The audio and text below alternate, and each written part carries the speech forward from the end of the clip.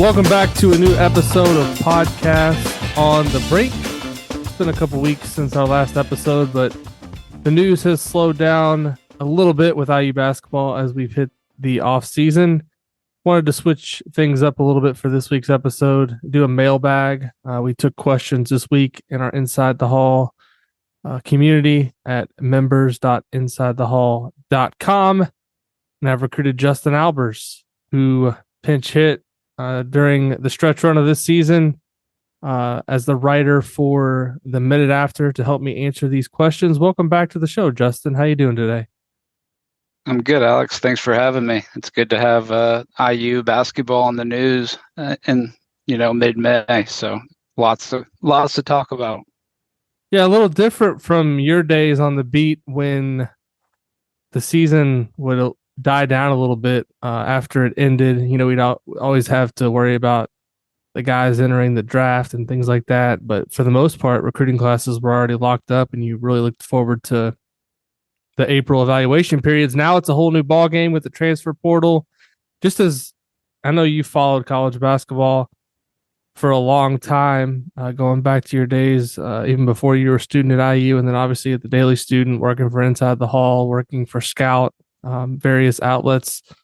What's it been like for you just in general, this change with the transfer portal? Do you think overall it's good for just kind of interest in the sport now that the season's over? It seems like it's, I don't want to compare it completely to NBA free agency, but it seems like it's given the season a little extra life that we didn't have in the past.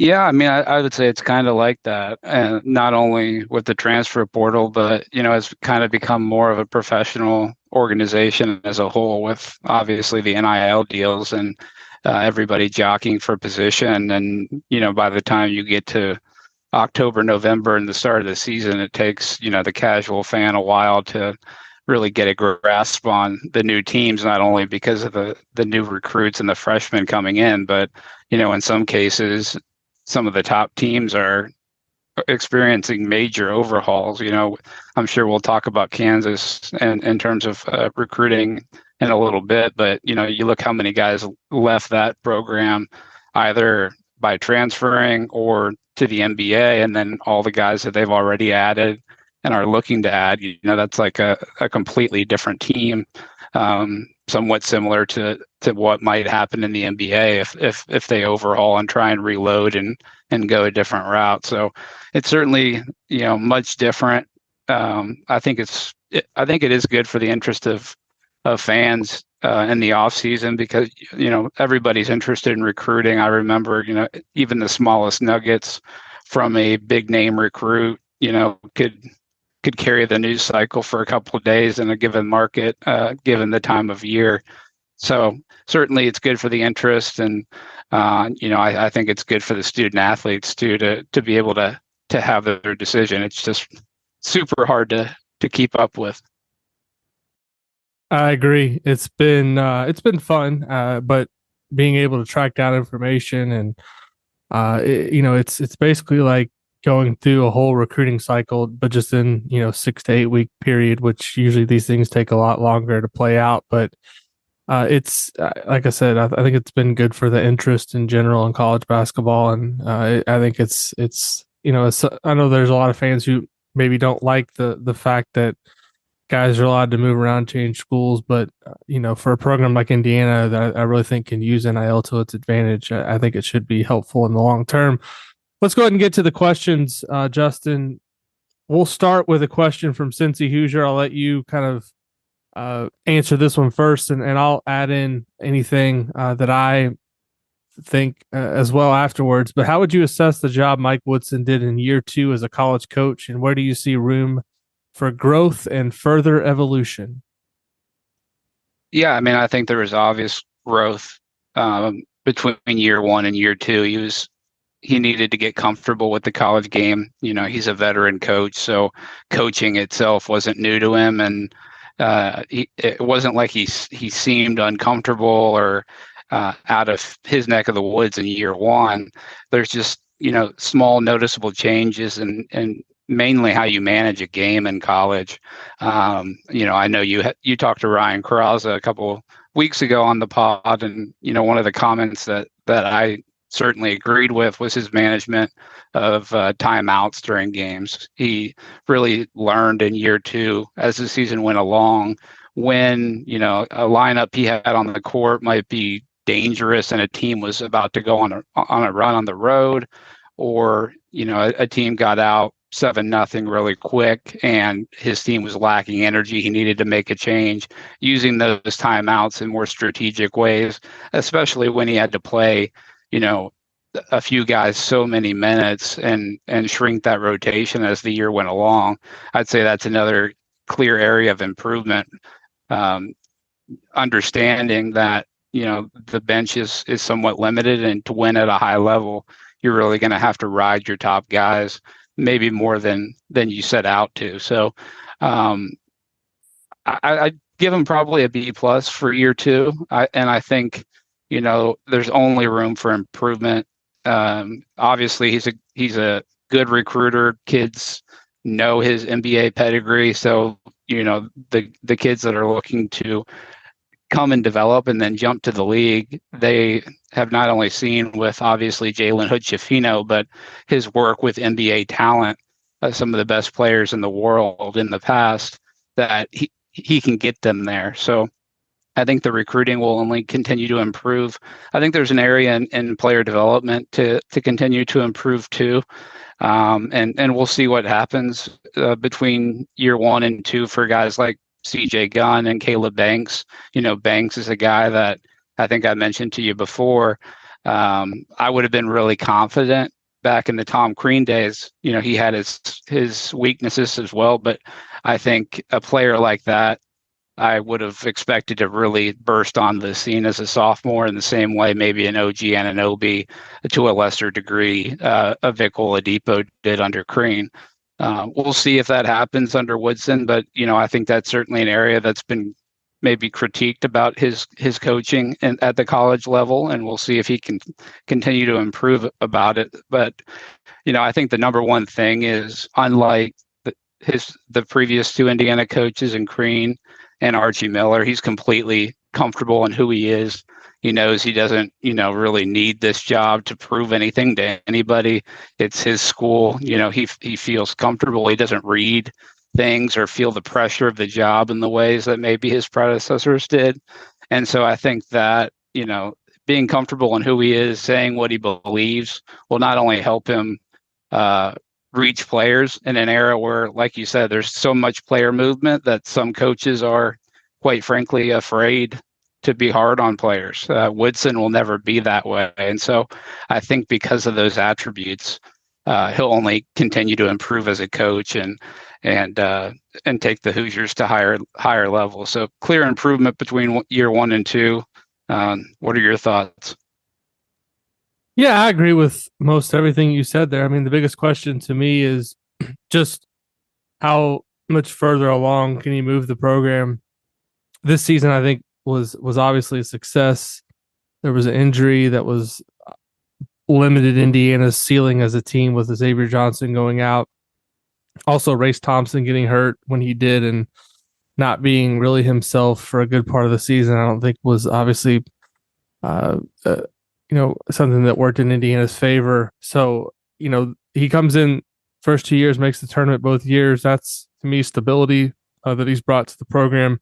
And also just, getting better year 1 to year 2. I mean, obviously the defense wasn't as good, but the offense, I think, took a big step forward.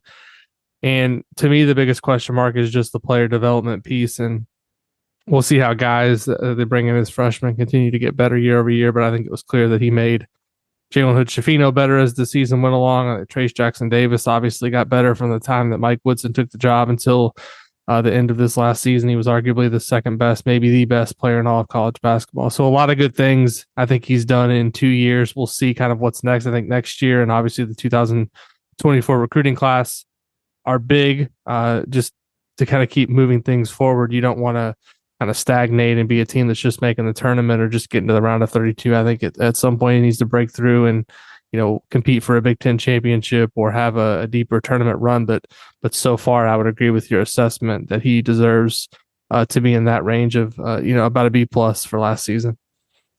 Yeah, and I think that's why the player development's so important, because he was forced to play smaller rotations last year, but to really compete and advance at the highest level, you need to be playing, at ideally 8 guys that you really, really trust.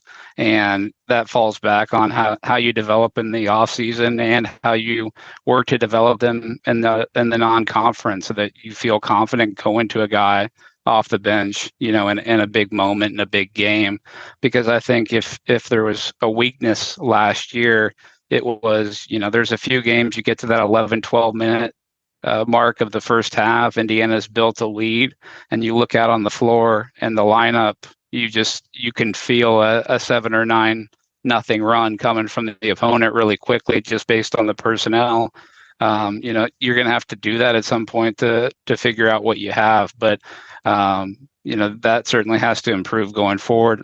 One last thing I would mention that I really like about Woodson, and obviously it's not all up to him, but them playing a more competitive non-conference schedule, competing in games against teams like Arizona and Kansas, I really like. I'm happy the program's getting back to doing things like that, because there's just no question that makes you better later on in the season, and helps you develop a confidence and a toughness that Woodson's Indiana teams have had through 2 years. Yeah, a lot of good points there. I want to move on here to the next question. Donald G is asking about NIL as it pertains to high school level athletes. And I think, Justin, you and I both did a little bit of research on this when we saw this question. From a high school athlete perspective, it kind of varies on a state to state basis. You can actually go out there. I found this on Open Doors, opendoors.com. They have a map actually that shows it's the map of the United States, and it shows kind of 3 different designations for states. There's states where NIL is allowed for high school athletes, where it's under consideration, and then obviously where it's confirmed to be prohibited. Interestingly enough, in Indiana right now, it's under consideration. Kentucky, it's prohibited. Ohio, prohibited. So kind of some of these states that are in the direct vicinity of Indiana right now, not something that can be done as it stands, but you can look around the country. Plenty of examples. Bronny James, he's in California. He's got a deal with Nike, I believe, already. So there's going to be, I think, a lot of pressure in the years to come for more states to kind of get on board with this as it becomes legal, as it is legal now in college sports, and the different players build an audience and build a following on social media. They if it's going to be allowed in college, I think there's going to be pressure on a lot of these high school associations around the country to make it legal. So from a high school perspective, that's kind of where things stand on the NIL front. Justin, do you have any just thoughts, observations on maybe how this develops over time in the high school scene? And do you agree kind of that there's probably going to be a move at some point to try to get a more uniform policy? Because it doesn't make a lot of sense to me to have bordering states where one, high school athletic association is saying the kid can't do NIL, and the next state over 10 miles away, over the border you can. To me, that doesn't make a ton of sense. Yeah, I mean, I think there's no doubt there will be a movement toward that will continue. I'm sure some states will hold out like they do on, a number of different issues, where it is state by state. But, there's no doubt that people are looking, even in the states where it's prohibited. People are aware of high school kids and wanting to make offers and preparing for the day when it's legal in the state. So they're certainly monitoring that. And like you said, people like Bronny James and McKenzie and Baco and players like that have already signed deals because their state allows it or have appeared in commercials. I think that'll become more commonplace. I think something to keep an eye on, and the question I would have is, how far does it go? I think when recruiting became a big thing and recruiting coverage became a big thing, it started with, the sophomores, juniors, seniors, and then it slowly drifted, and you're hearing about 7th and 8th graders. Does the same thing start to happen with NIL? Where do you draw the line? I would imagine it's somewhere near the legal age or maybe 16, but just something I think to keep in mind as these things develop. Good points there. Moving along to another question. This one's from Bob R. I think he's kind of asking just from a reporting perspective. Here's what he says. Can you share a bit? It's addressed to me, but Justin, you can feel free to chime in on this first, and I can also speak to this. Can you share a bit about the process from your side around recruiting visits? How is information released ahead of time? What does the sports media typically learn during, after? Have you seen the visit experience information process change over time between Crean, Miller, and Woodson? Actually, I'll hop in first on this just to kind of give some broad thoughts in general. Typically, this information now is all coming out for the most part via social media because players can control their own message. It's a lot different than it was maybe when I first started doing this, where you would be, trying to track kids down and get information. Now, a lot of times information comes out via Twitter. In terms of what you learn about the visit during and after, a lot of it depends on if the prospect or his family or whoever was on the visit is willing to talk, during the visit or after the visit. A lot of times that you usually wait until after a kid has completed the visit to try to reach out and try to get an update on how things went. That's typically how information comes out. And kind of the last part of this question, how have you seen the visit experience information process change over time between Crean, Miller, and Woodson? I think a lot of it just has to do with who's visiting and what they want out in terms of information. I think a lot of it has to do with more so the prospect than who the coaching staff is. Obviously, and this isn't just specific to Indiana. This is basically everywhere.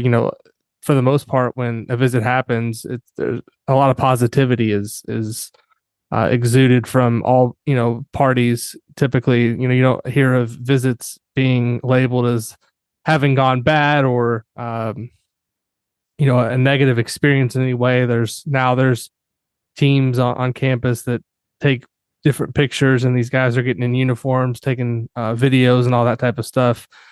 So in terms of just the information, I think it stayed pretty consistent over the same period of time. But I would just say in general, I think with social media, it's changed things in terms of just how kids can kind of have their own platform and get their information out as they see fit. Justin, any thoughts on this? And maybe, I know you're not really in the recruiting game anymore in terms of talking to kids, but for a long time there, you were covering recruiting and doing visit follow-ups, things like that.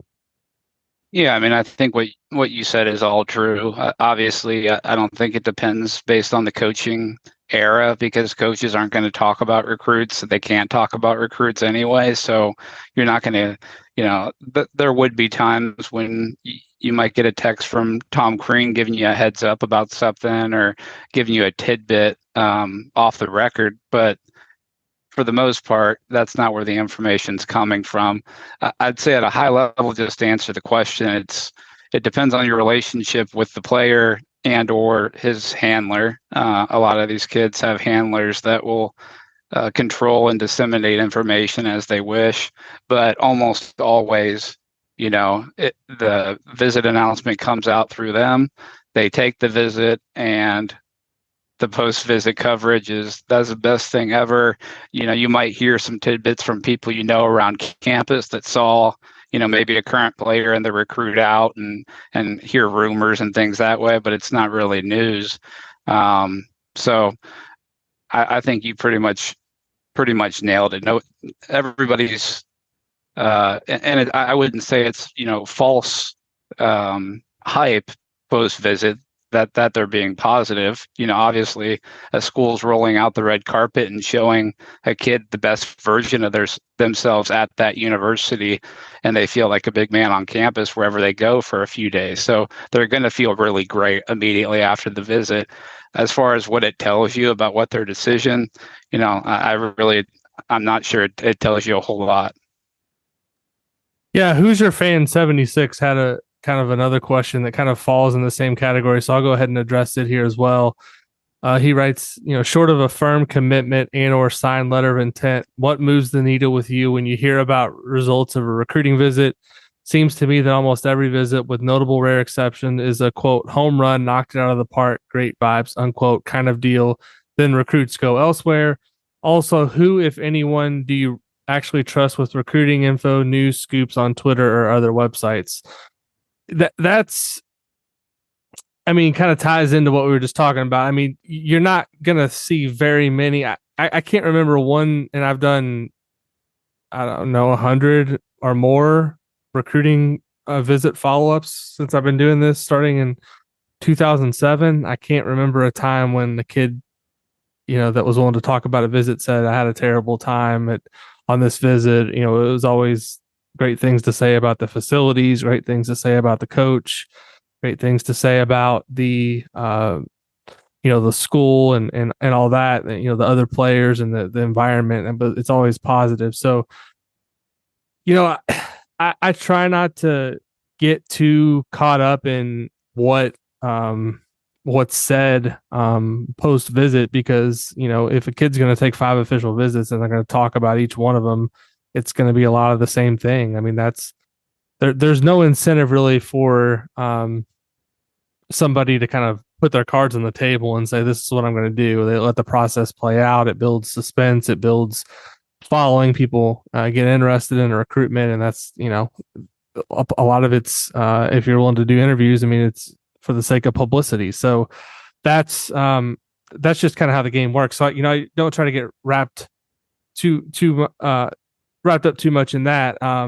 In terms of who to actually trust, that's, there's not a lot of people, if you are in a position where you get privileged information about a recruitment, and this is in any, part of journalism. If you're a news reporter and you have, information, you're not going to put that information out there unless your source or the person that's telling you the information gives you permission to do so. You can't burn a source or put information out there, because then you're not going to get information coming back to you. This is kind of basic 101 in terms of journalism. So there's not a lot of incentive until news is going to be actually reported for people to just put stuff out there. There's a couple of accounts actually that have interestingly popped up this the past couple of years. The one that a lot of people are following this spring on Twitter is Trilly Donovan, which has been a remarkably accurate Twitter account, but it's an anonymous person who obviously is getting information from reliable sources, but that person doesn't have kind of a career in reporting that they have to put on the line in terms of putting information out there. Someone who has built up a following over a long period of time and does this for a living. You obviously have to be delicate with information. That goes for any, not just sports reporting in general, but just in terms of journalism. That's kind of how it works. It's a two-way relationship. Obviously, you build a relationship, you build a lot of times friendships with people that are willing to talk to you, give you information, but it's done with trust, and there's the quickest way to kind of stop getting information is to put information out there when it's not allowed. Justin, you obviously have a lot of experience in this too. You went to journalism school at IU, and you probably have some thoughts on this overall dynamic too. But I think a lot of this whole idea of scoops actually being out there maybe is a little bit overrated. Obviously somebody's opinion, they can kind of say what they're hearing or different tidbits, but there's not going to be a lot of times when you're going to have someone speaking in absolute terms in a recruitment until it's actually reported where a kid's going. Yeah, I think in college, the whole scoops game is is really trending away from, maybe the NFL or the NBA, and that, the kid wants his moment in the spotlight and he wants to announce it himself. So it's fairly unlikely that somebody else is going to announce it for him. Now, in terms of what moves the needle for me, what I hear after a recruiting visit, I'd say, just quickly, three things. One, if the player or the handler talks to me afterward and compares, specific things about the visit to another school's visit. For example, they showed X how he would play in this system and go into a lot of detail and, specifically say, another visit or another school, they didn't see the vision. That generally was a pretty good indicator that Indiana was in the mix at a high level. Number two, and this has changed a little bit, but generally, if you see the school gets the last official visit, I think that's probably changed a little bit with NIL, but like I said earlier, it's an emotional experience when you're taking an official visit. So when you're in the moment, it's really hard, I think, for kids not to commit before they leave because it feels perfect in the moment. I think the NIL, commitments maybe have swayed that in terms of the percentage of schools that get a kid on their last official visit. And then number three, I'd say if a kid takes a visit and immediately cancels another visit that was scheduled, that doesn't mean they're going to pick the school they visited last, but that generally moves the needle for me because they did that for a reason, especially if that school, was highly considered and thought to be a school they might go to. Good points all around, Mr. Albers, on that one. I think you really kind of nailed that one. So thanks for that insight. I wanted to move along here to Texas Hoosier, who asks kind of another NIL question, which, I don't necessarily think we're going to be able to answer this with any absolute certainty, or even if anybody can answer this, because there's a lot of uncertainty with this whole situation. But the question is worded, I've seen multiple times something along the lines of Kansas has more NIL to offer than Indiana. Is this actually the case? Is there anywhere to see how IU Hoops compares to other major programs in terms of NIL?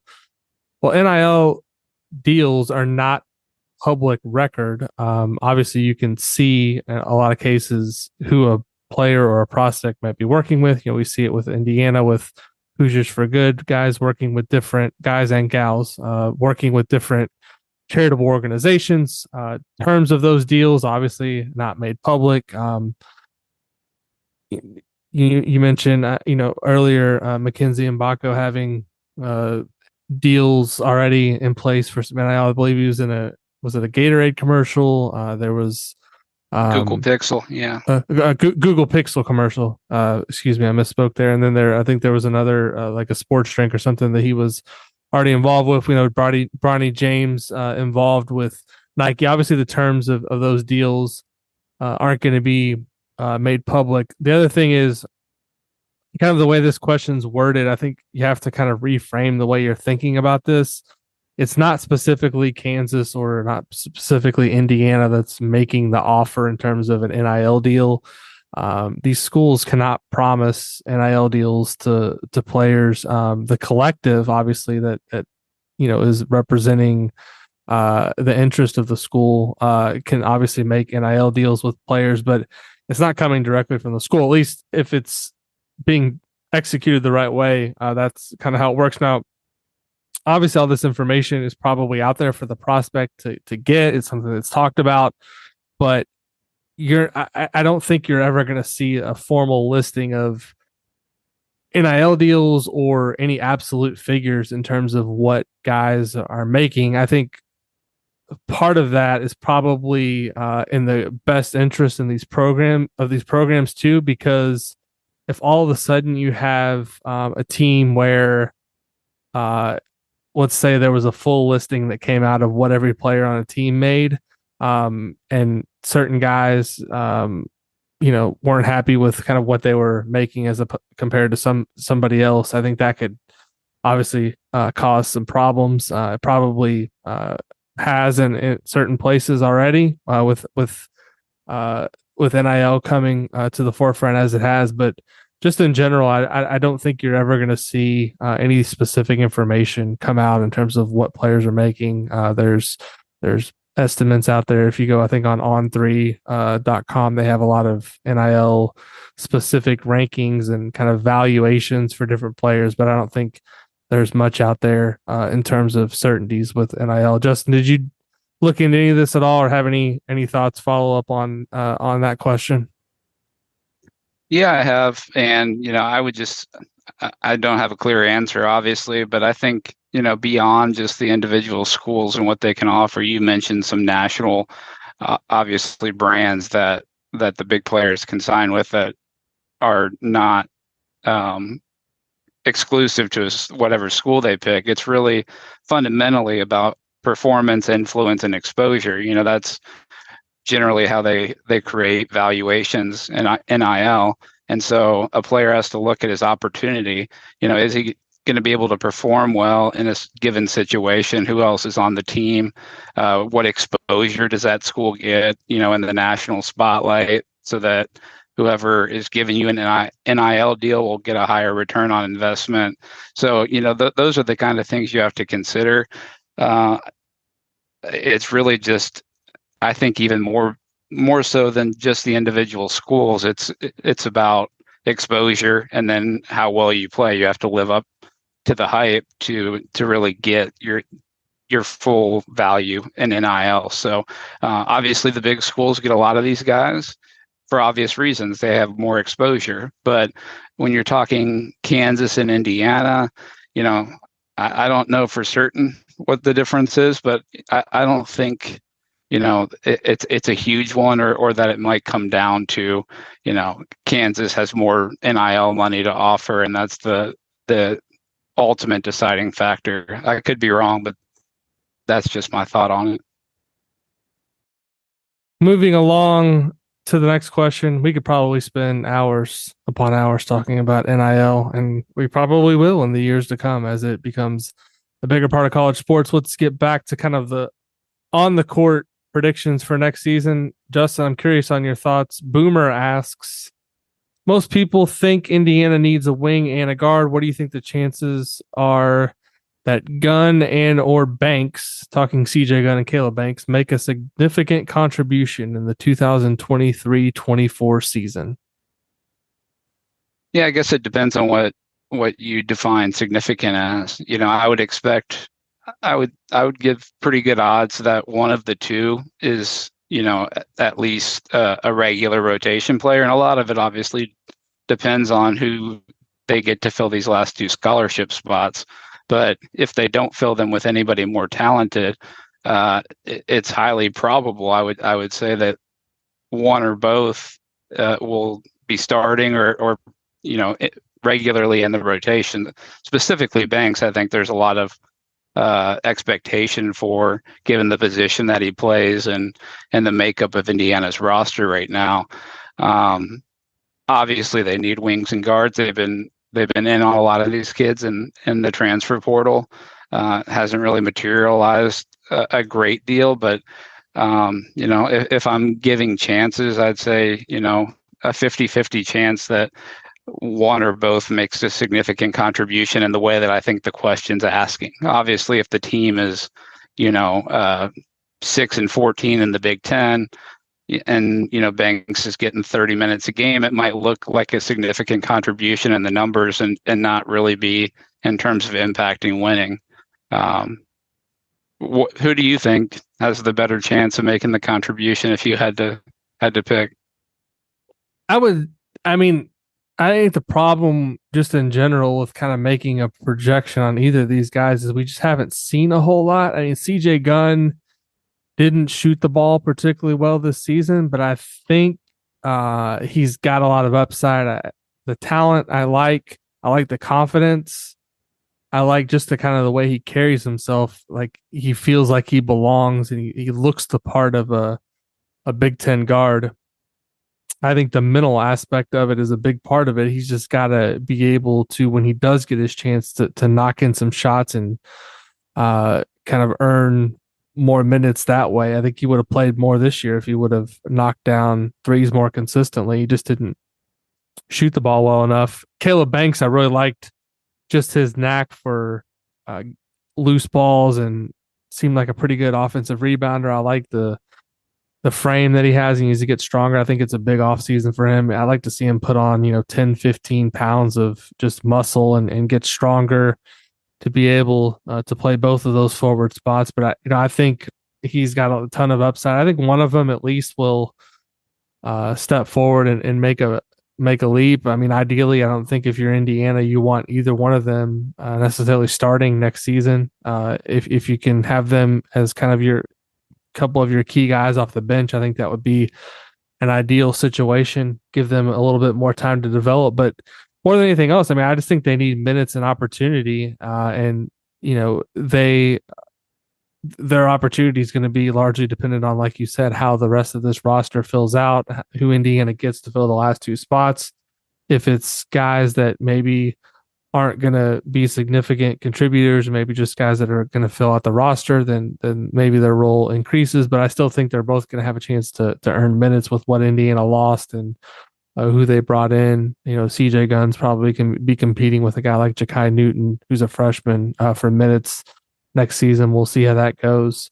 And Caleb Banks will obviously be competing depending on who else comes in for probably minutes at the 3 and the 4 spots. So I like, the long-term upside of both players, but I think, when you come in as a freshman and now with the transfer portal and coaches a ton of pressure to win, they're going to try to bring in older guys. So you're really going to have to stand out and be able to differentiate yourself from your teammates if you want to earn a big role. So, I think both of those guys have bright futures, but they may have to be a little bit patient. And I think both of them were, and obviously when they did get their opportunity, they did some good things, but they're going to need to have big off seasons, productive off seasons, and come back stronger and better prepared for the rigors of playing in the Big Ten.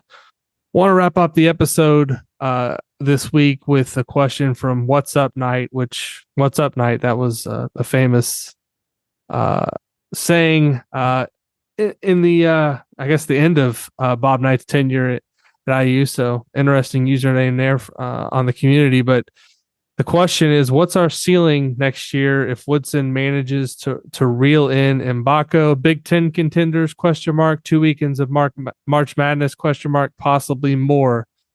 Justin, I'll let you go first on this, and then I'll wrap it up to conclude this week's episode of Podcast on the Brink. I'd honestly say probably most of those things. I would maybe put the ceiling similar to what I saw it as this year, just because I think that Mbako gives, really both Indiana and Kansas exactly what they need. Really any team exactly what they need when you see the way the game's evolved to have a 6'8" wing that can dribble the ball, initiate dribble handoffs, and shoot the way that he can. That Indiana has lacked floor spacing and, when's the last time they've had a 6'8" wing that can shoot the ball like that and has the skill set that Mbako has to think about the possibilities of what Woodson could do spacing the floor, with a pick and pop with, if Ware is making outside shots and put Renew inside and space the floor for Johnson and Galloway to get to the rim and play really a completely different style than the roster dictated they had to play last year. I think that's intriguing, and I think that brings a lot of upside with it. I'm not sure the ceiling's a whole lot higher than this year. I wouldn't, say Final Four if I had to guess, but I certainly think he's exactly what they need if they can bring him in. And obviously he's looking for opportunity based on his decision to leave, decommit from Duke after Filipkowski announced he was coming back. So there's certainly opportunity for him if he wants to come to Indiana, but I think the same exists at Kansas. So, I'd say Big Ten contenders, top 3 or 4, and, a Sweet 16 or maybe an Elite 8 team at the best. What do you see? Yeah, I think there's a lot still, you know, obviously if he were to come to Indiana, I think it obviously gives a huge boost to the overall talent on the roster, but there's still a lot of question marks for me. I mean, Trace Jackson Davis was such a big part of Indiana's team the last, really 4 years, but even more so the last 2 years. Mike Woodson really utilized him and pretty much ran everything through him offensively.